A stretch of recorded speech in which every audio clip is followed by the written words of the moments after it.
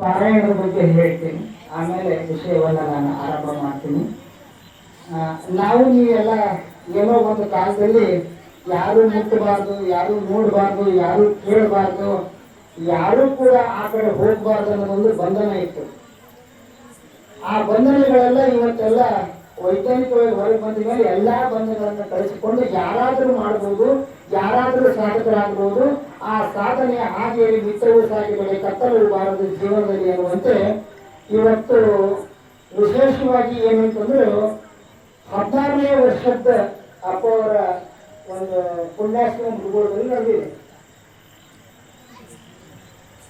ಕಲಿಯುಗದ ಕಡೆಯ ಶರಣ ಕೋಗೂರು ಬಸವಣ್ಣನವರು ಅವ್ರ ಬಗ್ಗೆ ಸಾಕಷ್ಟು ಮಾಹಿತಿ ಇರ್ತದೆ. ನಿಮ್ಮೂರಿಗೆ ಅವ್ರ ಮಠ ಅದ, ಅವ್ರ ಬಗ್ಗೆ ಸಾಕಷ್ಟು ತಿಳ್ಕೊಂಡಿರ್ತೀವಿ. ಆದ್ರೆ ಒಂಚೂರು ಅವ್ರ ಪದಗಳನ್ನ ಬಿಡಿಸಿ ಹೇಳಿದ್ರೆ ಒಂಚೂರು ಚಲೋ ಆಗ್ಬೋದು ಅಂತ ಹೇಳ್ತಾ, ಇವತ್ತು 8ನೇ ಅಧ್ಯಾಯದಲ್ಲಿ ಅಪ್ಪವರು ಈಗಾಗಲೇ ನಿಮಗೆ ಮಹಿಷಿಯನ್ನು ಮರ್ದಿನಿ ಮಾಡಿಸಿ ಹೋಗಿ ಮೋಸ್ಟ್ಲಿ ಪಾರಾಯಣದಲ್ಲಿ ಇವತ್ತು 8ನೇ ಅಧ್ಯಾಯ ಆಗ್ಯದ್ರಿ. ಮಹಿಷ ಸತ್ನ ಇಲ್ರಿ ಬಂಧುಗಳೇ, ನಮ್ ಜೀವನ ಹೆಂಗೈತಂತಂದ್ರ ಬಹಳ ಕಷ್ಟದಾಗ ನಮಗ ದೇವ್ರ ಕಡೆಗೆ ಜನರ ಕಡೆಗೆ ಹೋಗ್ಲಿಕ್ಕೆ ಬಹಳ ಕಷ್ಟ. ಅದಕ್ಕ ಮಡಿವಾಳಪ್ಪನವ್ರು ಹೇಳ್ತಾರೆ, ನೀವು ಬಂದಿರಿ ಗಂಟೆ ಹೊರಲಾಕ ಸಲಿಸುಖ ಮಾಡಿಕೊಂಡು ಉಳ್ಳಾಕ ಸಂಕಟ ಪಡ್ತೀರಿ ಸಾಯೋದಕ್ಕ ಸಟಪಟ ಹುಣ್ಣಲ್ಲ ಮಾಯೋದಕ್ಕ ಯಾ ಕಳಿತು ನಡಿ ಒಳಕ ನನಗ ನಿನಗ ಹಾಕಿನ ಕಳಕು ಗುರು ಮಾತ್ರ ತೋರಿ ಬೆಳಕಂತ. ಈ ಕಷ್ಟಕರ ಜೀವನದಲ್ಲಿ ಏನೋ ಒಂಚೂರು ಗುಣಿನ ಕಡೆ ಮುಖ ಮಾಡಿ ಬರಬೇಕಂದ್ರ ದೇವಿ ಪುರಾಣ ಅಲ್ಲ, ಅದು ದೇವಿ ಪುರಾಣ ಅಲ್ಲ, ಅದು ದೇಹದ ಪುರಾಣ ಅಂತ ನಾವು ತಿಳ್ಕೊಳ್ಬೇಕಾಗಿದೆ. ಏನು ದೇಹದ ಪುರಾಣದ ಏನ್ರಿ ಸರ್? ಗುಲಾಲ ಬರ್ತಾನ, ಚಕ್ರ ಬರ್ತಾನ, ಮಹಿಷಿ ಬರ್ತಾನ, ಅವ್ರು ಬರ್ತಾರ, ಕೊಸ್ಮಡಿನ ಬರ್ತಾರ, ಇವ್ರೆಲ್ಲ ಎಲ್ಲಿ ಅದಾರಿ ಅಂತ ಹುಡುಗಾಡ್ಕೊಂತ ಹೋದ್ರೆ ಹೊರಗೆ ಸಿಗೋದಲ್ಲ. ಅದು ಎಲ್ಲಿ ಸಿಗುತ್ತೈತಿ ಅಂದ್ರೆ ಈ ಸಿದ್ಧಗಲ ಮಠದಲ್ಲಿ ಸಿಗುತ್ತೈತಿ ಒಳಗಿನ ಜ್ಞಾನ ಅನ್ನೋದನ್ನ ನೋಡ್ಬೋದು. ರಾಂಪುರ್ ಬಕ್ಕಪ್ಪನವರ ಸಂತತಿ ಮತ್ತು ಕೂಳೂರು ಪರಂಪರೆಯನ್ನು ನೋಡಿದಾಗ ಎರಡೂ ಒಂದೇ ಭಾಗದಲ್ಲಿ ಬರ್ತಕ್ಕಂಥದ್ದನ್ನು ನಾವು ಅನುಭವಿಸ್ತೀವಿ. ಇಲ್ಲಿ ಚಂಡ ಮುಂಡ ಅಂತ ಕರಿತೀವಿ ನಾವು. ಚಂಡ ಮುಂಡರ ರುಂಡ ಕಡಿದು ಚಾಮುಂಡಿ ಅವತಾರ ತಾಳಿಗೆ ತಾಯಿಗೆ, ಶೃಂಭರ ಬೆನ್ನಟ್ಟಿ ಕುಡಿದ ಶಾಂಭವಿ ಅವತಾರ ತಾಳಿಗೆ ತಾಯಿಗೆ, ರಕ್ತ ಬೀಜದ ರಕ್ತವ ಕುಡಿದು ಮಾಂಕಾಳಿ ಅವತಾರ ತಾಳಿಗೆ ತಾಯಿಗೆ, ಮಾದೇವಿಗಾರುತಿ ಬೆಳಗನ್ನುಗಾರೆ, ಮಾದೇವಿಗಾರುತಿ ಬೆಳಗನ್ನುಗಾರೆ ಅಂತ ನಾವು ಹಾಡ್ತೀವಿ. ಇಲ್ಲಿ ಚಂಡ ಮುಂಡ ಅಂತ ತಗೊಂಡಾಗ ನಾವು ಚಂಡ ಮುಂಡರು ಯಾರು ಅಂತಂದ್ರೆ ಆಯುಷ್ಯ ಇಳಿದ್ರು. ನಾವು ಎಲ್ಲವನ್ನ ಗೆದ್ದು ನಮ್ಮನ್ನು ಯಾರು ಕೂಡ ಕೊನೆ ಮಾಡಬಾರ್ದು ಅಂತ ಸಾಧನೆ ಮಾಡಿಕೊಂಡಿರ್ತಕ್ಕಂಥ ಚಂಡ ಮುಂಡರನ್ನ ಸಂವಾರ ಮಾಡಿ ಬಂದಿರ್ತಕ್ಕಂಥಕ್ಕನೇ ಆಕೆಯನ್ನ ಅವರಿಬ್ಬರನ್ನ ಸಂವಾರ ಮಾಡಿದ ಮೇಲೆ ಹೆಸರು ಪಡ್ಕೊಳ್ತಕ್ಕಂಥದ್ದು ಚಾಮುಂಡಿ ಅಂತ. ಇಲ್ಲಿ ಚಂಡ ಅಂದ್ರೆ ಬಲ, ಮುಂಡ ಅಂದ್ರೆ ದರ್ಪ, ಗೌರವ, ಅಭಿಲೇಷ, ದುರಾಸೆ, ಅಮಲಿಂದ ಇರ್ತಕ್ಕಂಥದ್ದು, ಪರಾಕ್ರಮಿಯಾಗಿರ್ತಕ್ಕಂಥ ಚಂಡನನ್ನು ಯಾವ ರೀತಿ ಸಂವರಿಸುವಂಥದ್ದು, ಚಾಮುಂಡಿ ಆಗಿರ್ತಕ್ಕಂಥದ್ದು. ನಾವು ನಂದೀಶ ಅಂತ ಹೇಳ್ತೀವಿ, ಪುರಾಣದಲ್ಲಿ ನಂದಿಸಿಕೊಂಡ ದೇವಿ ಪುರಾಣದಲ್ಲಿ ನಂದಿಸಿಕೊಳ್ಳೋದಿಲ್ಲ. ಇಲ್ಲಿ ನಂದೀಶ ಅಂದ್ರೆ ಏನಂದ್ರ ಸಕಲರಿಗೆ ಆನಂದವನ್ನು ಯಾರು ಕೊಡ್ತಾನ ಅವನಿಗೆ ನಾವು ನಂದೀಶ ಅಂತ ಕರಿಬೇಕು. ಅದು ನಮಗ ಆನಂದ ಪರಮಾನಂದ ಅಂತ ನಮ್ಮ ದೇಹದೊಳಗೆ ನಾವು ಪಡ್ಕೊಳ್ಬೇಕು. ಅದಕ್ಕೆ ಹೇಳ್ತಾರೆ, ಎಳಕ ಇರುವುದು ಒಳಗೆ ಗಂಟನ ದುಡುಕ ತಿಳಿದ ಹೋಯ್ತು, ಗಡಿಯ ನೀರಲ್ಲಿ ಕೇಳಿ ಒಡೆಯ ಪಂಚಾಕ್ಷರಿ ಒಳಗಡೆ ಮಾತ್ರಗಳ ತಂಗಿ ಇವರು ಬಡ ಜಾಗಗಳ ತಂಗಿ ಅಂತ. ಹಾಗ ಬ್ರಹ್ಮ ವಿಷ್ಣು ಮಹೇಶ್ವರ ಆ ಆದಿ ಚಿತ್ಶಕ್ತಿಯಿಂದ ಉತ್ಪತ್ತಿಯಾಗಿರ್ತಕ್ಕಂಥ ಸೃಷ್ಟಿ ಸ್ಥಿತಿ ಲಯಕರ್ತರನ್ನ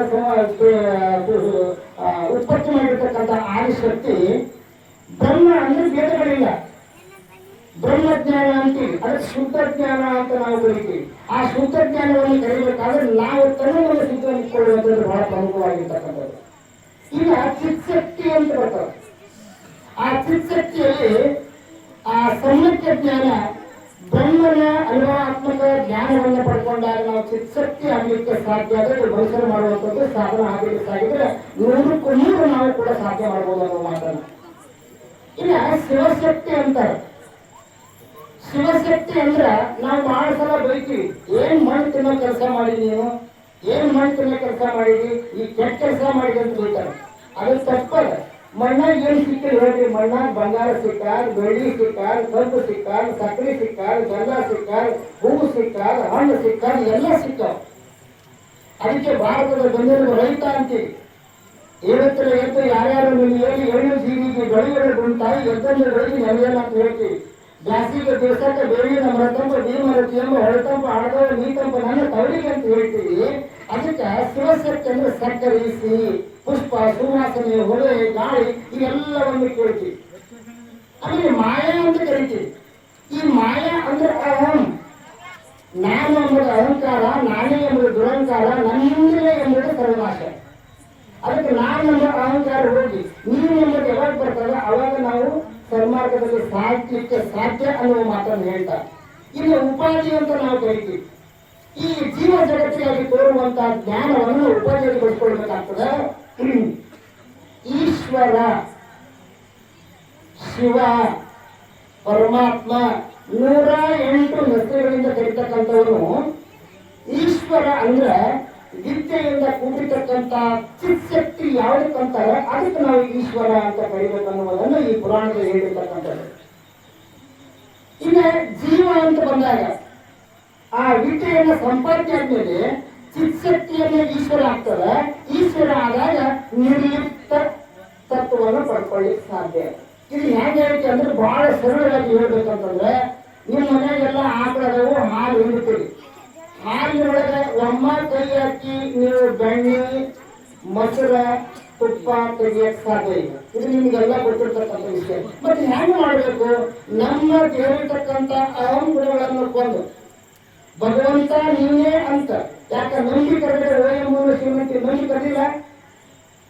ಎಷ್ಟು ಜನಕ್ಕೆ ಕಮ್ಮಿಕೊಳ್ಳ ಹಾರ ಹೊತ್ತಿಗೆ ಶಿವ ಅಂತ ಕರೆದು ಬಂದು ಕೈ ಹಿಡಿದಾರ. ಎಷ್ಟೋ ಕಮ್ಮಿ ಬಂದಾಗ ಆಗಿನ ಕಾಲದಲ್ಲಿ ಎಲ್ಲ ಮೊಬೈಲ್ ರೋಡ್ ಆಗಿನ ಕಾಲದಲ್ಲಿ ಹತ್ತು ಮಗ ತಗೊಂಡು ಕೊಟ್ಟಾಗ ನೀನೇ ಗತಿ ಅಂತ ಹೋದಾಗ ಏನೂ ಆಗಿಲ್ಲ. ಮತ್ತ ಉಳ್ಳಕ್ಕೆ ಹೆಂಗ್ ಮಾಡ್ತೀವಿ, ತಿಳ್ಳಕ್ಕೆ ಹೆಂಗ್ ಮಾಡ್ತೀವ? ನೀ ಅದು ದೂರ ಹೋದಾಗ ಯಪ್ಪ ಹಸಿವೆ ಆದರೆ ವಿಚಾರಣೆಗಳು ಉಂಟು, ಕೃಷಿ ಆದರೆ ಚಳಿಗಳು ಉಂಟು, ಮತ್ತೆ ಏನೇ ಮಕ್ಕಳು ಆರೋಗ್ಯಗಳು ಅಂತ ಕೇಳೋಣ ಅಕ್ಕ. ಅದಕ್ಕೆ ಇಲ್ಲಿ ಈ ಬ್ರಹ್ಮ ರಜೋಗುಣ, ವಿಷ್ಣು ಸತ್ವಗುಣ, ರುದ್ರ ಸೃಷ್ಟಿ ಸ್ಥಿತಿ ಲಯಕತ್ವ ಆಗ್ತಕ್ಕಂಥ ವಿಷಯ ವಸ್ತು. ಅದಕ್ಕೆ ಈ ದೇಹದ ಪುರಾಣ ದೇವರಿಗೆ ಇವೆಲ್ಲ ಅದವು. ನೀವೆಲ್ಲ ಮಾಡ್ತೀರಿ ಪದ ಶ್ರೀಗಿರಿ ಕ್ಷೇತ್ರಕ್ಕೆಂದು ಹೋಗಿ ಯಾತ್ರೆ ಮಾಡಿ ಬಂದು ಶ್ರೀಗಿರಿಯ ಶರೀರಗಳುಂಟು, ಆ ಓಂ ಶ್ರೀ ಗುರು ಸಿದ್ಧ ಯೋಗಿಗಳ ಮರ್ಮದೇವುಂಟು. ಇಂದ್ರದಕ್ಷಿಣ ಎತ್ತ ಸೂರ್ಯ ಚಂದ್ರಗುಪ್ತ ಪ್ರಬಲ ಮುನಿಗೆ ಚಂದ್ರ ಚಂದ್ರ ಬೆಳಕು ಕೂರುವುದು ಆ ಓಂ ಶ್ರೀ ಗುರು ಅಂತ ಹೇಳಿ ಇವೆಲ್ಲ ದೇವರಾಗ ಕುರುಡರಾಗಿರ್ತಕ್ಕಂಥ ಗುರುಸಿದ್ಧ ಸ್ವಾಮಿಗಳು ಶ್ರೀಶೈಲಕ್ಕೆ ಹೋಗಿ ಬಂದವನು ಕೈಯಲ್ಲಿ ಕೇಳಿ ಆ ಕುರುಡರಾಗಿರ್ತಕ್ಕಂಥ ಗುರುಸಿದ್ಧ ಸ್ವಾಮಿಗಳ ಕೈಯಾಗ ಲಿಂಗ ಹಿಡಿಕೊಂಡು ಶ್ರೀಶೈಲ ನೆನೆಸ್ಕೊಂಡು ಎಲ್ಲವನ್ನ ದೇಹದಲ್ಲಿ ಅಗವನ್ನು ತೋರಿಸಿಕೊಟ್ಟಿರ್ತಕ್ಕಂಥ ಗುರುಸಿದ್ಧ ಸ್ವಾಮಿಗಳು. ಅಂತ ಮಹಾನ್ ಭಾವರಿಗೆ ಈ ಭೂಮಿ ಮೇಲೆ ಆಗಿದ್ದಾರೆ.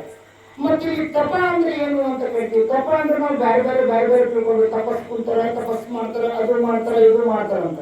ಇದಕ್ಕೆಲ್ಲ ಚಿತ್ತ ಮತ್ತು ಏಕಾಗ್ರತೆಯನ್ನು ಯಾರು ಒಂದೇ ಕಡೆ ನಿಲ್ಲಿಸ್ತಾರೆ ಅದೇ ತಪಸ್ಸು. ರೈತರು ತಪಸ್ ಮಾಡ್ತಾರೆ, ಅವ್ರ ತಪಸ್ಸು ಗೊತ್ತಾಗಲ್ಲ. ನಾವು ಕಾಯಿ ಬಟ್ಟೆ ಹಾಕೊಂಡು ನಾಟಕ ಮಾಡಿದ್ರೆ ಗೊತ್ತಾಗ್ತದೆ. ಆದ್ರೆ ರೈತನ ತಪಸ್ಸು ಬಹಳ ಕಷ್ಟ ಅದು.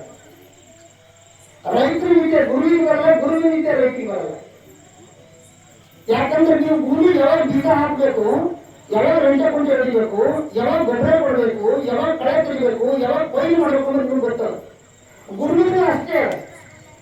ಯಾಕೆ ನಮ್ಗೆ ಕಷ್ಟ ಬರ್ತಾವಂದ್ರೆ, ನೀವು ಕಷ್ಟ ಯಾಕೆ ಕೊಡ್ತಾನಂದ್ರ ಇವತ್ತು ಮಕ್ಕಳಿಗೆ ತಾಯಿ ಬಿಟ್ಟಿರೋದ್ರೆ ಮಕ್ಕಳು ತಾಯಿ